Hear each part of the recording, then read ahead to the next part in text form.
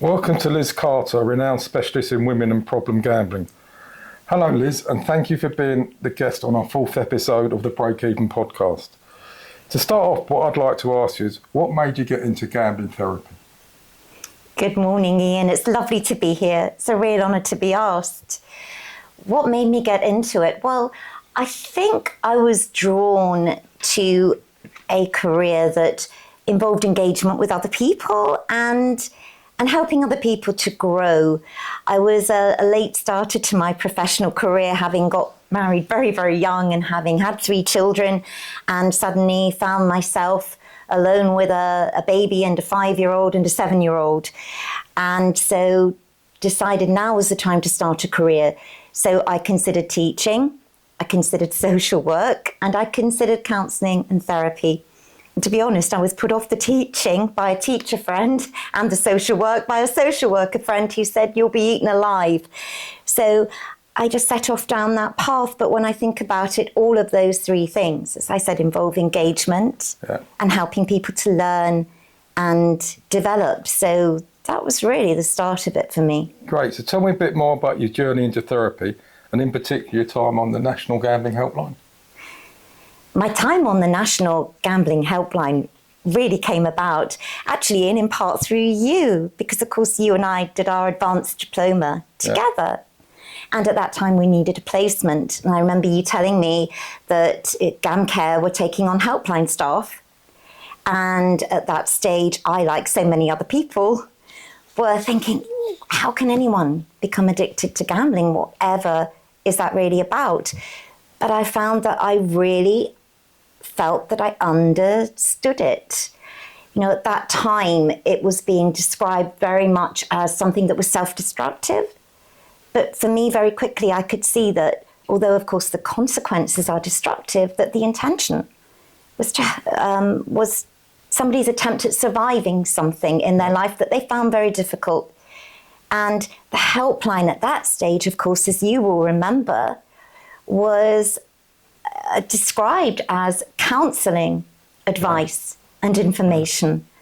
So you were really thrown in at the deep end. You didn't know who you were going to get on that line. And I remember my very first call on a Saturday at home by myself was from somebody called Philip. And Philip was feeling suicidal. He'd made previous attempts, and that was it. That was my first call. Wow, so a proper introduction to working with problem gamblers. Can you tell me a bit about your journey into therapy? And after the helpline, you worked for Break Even and the NHS clinic. Tell me a bit more about those early days with Break Even and the NHS clinic. I was with GamCare for 10 years after the helpline. I went on to become a counsellor and was seeing clients face to face, and I became a supervisor and trainer for them. And at the end of 10 years, I felt that it was time to move on, and my own private practice was established, and I was starting to build more of a reputation as an expert in women and gambling. I'd also been commissioned by Routledge to write a book on the topic of women and gambling. I worked for, I think it was about 6 or 9 months with the NHS clinic. I helped them establish their first women's drop-in group, designed and helped to deliver that programme. I also did something similar for Gordon Moody. And of course, I started working at Break Even and have some very fond memories of those times. Of course, it was wonderful to be working with you and for us to be continuing down the same path that we'd started on together all those years ago. I also helped to establish a women's group, and I was seeing clients for you there. And again, particularly focusing on women. And I loved my work with Break Even because it was so, again, it was client focused. The well-being of the client was the priority. Great. So it sounds like you got a lot out of it in the early days. What was it that made you concentrate career and passion on becoming an expert in women and gambling? What was it that drove you to that? That's an interesting question, because there was no big business plan. I am probably the worst businesswoman in the world. Everything has been a kind of a happy circumstance, but I think that what comes to mind for me, I don't know if you remember Ivan Thorpe. Yeah, absolutely. our class tutor, and he said something like, none of you will know now why you are doing this work, and by the time you realise why you're drawn to it, it will be too late. And I think what drew me was what I felt was a deep empathy with women who develop a gambling problem. Not because I have had a gambling problem myself, I haven't, but because I can identify as a woman with how hard life can be at times, with trauma and the stresses and strains that come with being a woman who has family responsibilities and sometimes financial struggles. And I could really empathize, I felt, with how that can lead to just wanting something that makes you feel better for a while, that gives you escapism. So it sounds like you use a lot of your own life's experience in developing your career. Indeed, because I think that that time when I was left alone with my children was, on reflection, it was a truly traumatic time. And at the root of gambling addiction for very many women is trauma and the struggle to cope alone with life and responsibilities. And of course, the consequences of gambling then are, as we see them in the media, which then reports this irresponsible woman has neglected her children and is in debt. But almost always, I'd say always, it's been that the woman has been struggling to meet those responsibilities that have almost broken her. And she's found that for a time, while she's gambling, all that stress and pressure stops. The whirling, anxious thoughts stop and she feels calm. And then it goes horribly wrong, as we know. Since your early days, Breakeven has sort of moved with the times. We're now part of what we call the National Gambling Support Network. Yes. And it sounds like you've worked on most of those networks. Can you tell me a bit more about your involvement in the Gordon Moody Women's Programme back in the day? Certainly. Well, Gordon Moody, as we know, had been working with women even before I started. I think Faith, wasn't it, had a particular interest in women, so that was already there. So what I did was I helped them to revise their short-term women's residential, which was, I think, a 4-day residential program in Hereford. So I helped to design that program and indeed to deliver it. So for a couple of years, I was off to Hereford and spending all day, every day with women who were just needing that time, again, out of their real life and the stresses and pressures so that they could actually focus on themselves and get to the root of what the problem was about. You mentioned earlier you were commissioned by Routledge to write some books, and I'm really aware you've now written 3 books. Can you tell me about them and what impact you think they've had within that space for women with gambling problems? Oh, thank you.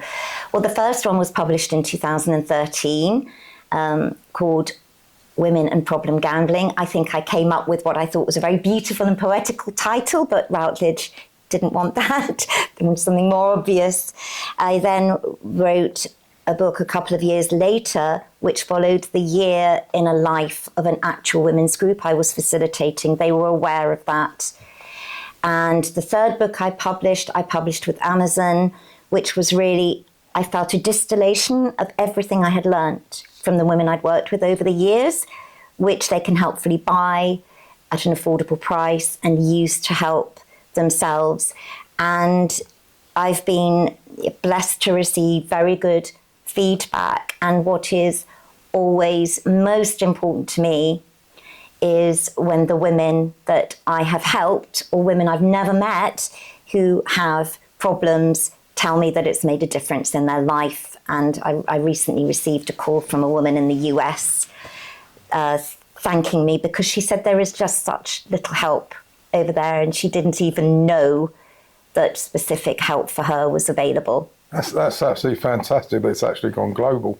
One of the pinnacles of your career, I can presume, in 2021 you were awarded an MBE for work with the gambling addiction in women. That must have been a very proud moment for you, wasn't it?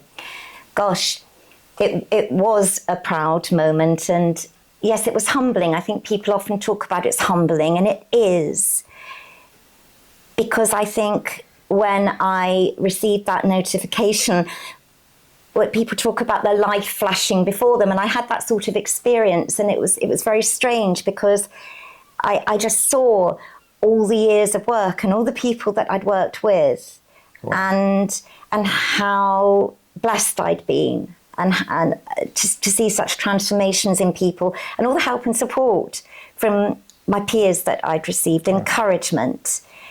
But yes, it is also a proud moment. I will say that, because it is quite wonderful and really touching, actually, to hear that people have seen me as worthy of such an honour. So absolutely, I think there's so much emotion attached to it that it's actually quite hard to describe, as I might say to my clients who struggle to describe how they're feeling. I think the more we feel something, the harder it is to verbalise it. Absolutely.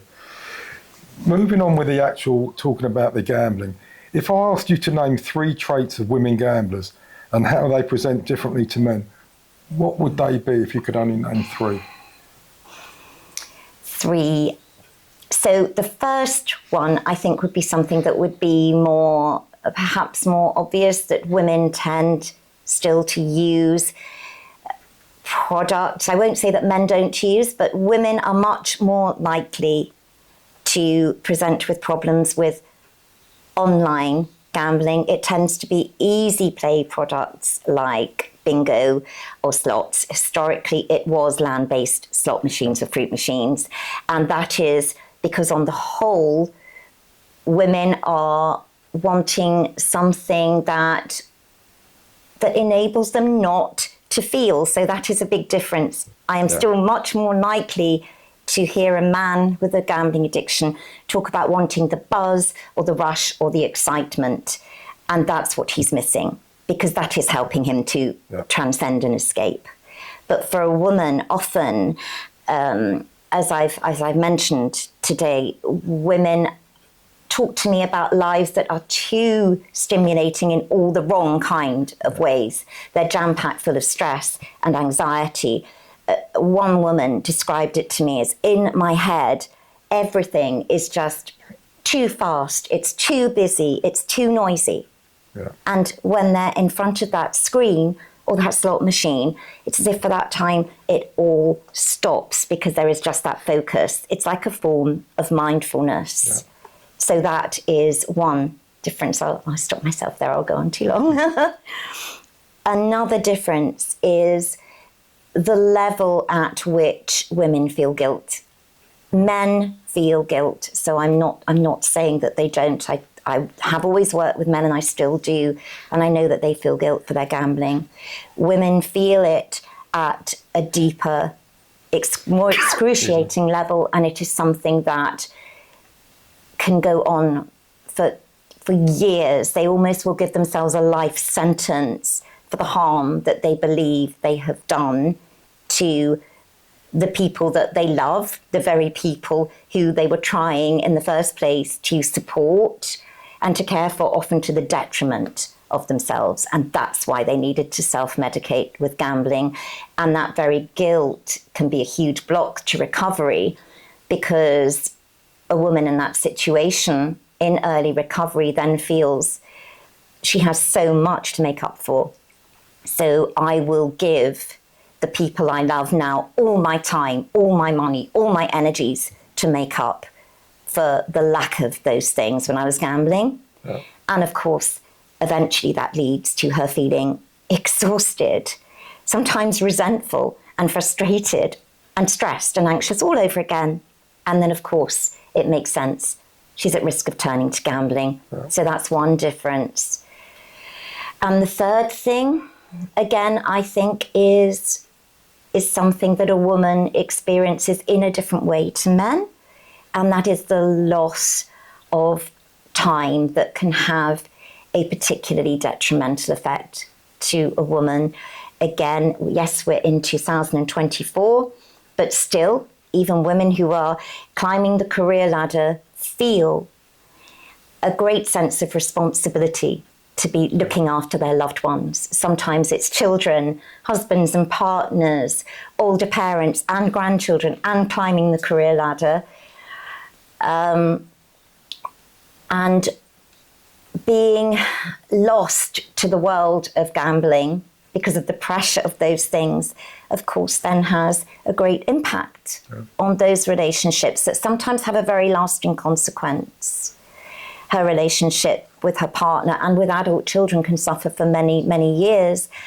And, of course, women can have children, and in some very sad cases, I've seen women who have been in the horrible trap of gambling addiction for so long that she's lost her relationship or has never had the opportunity to establish one and has lost her natural childbearing years. She may never naturally become a mother.